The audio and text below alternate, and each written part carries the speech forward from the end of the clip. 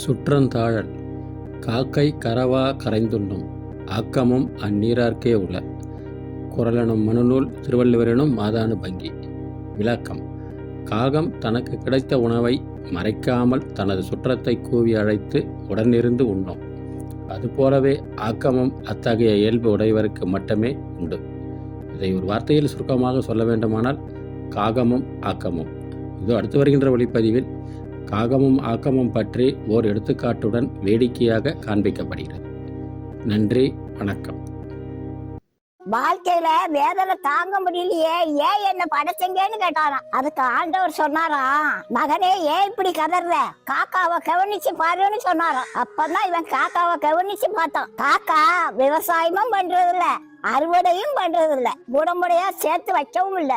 காக்காக்கு bank balance 0 தாங்க.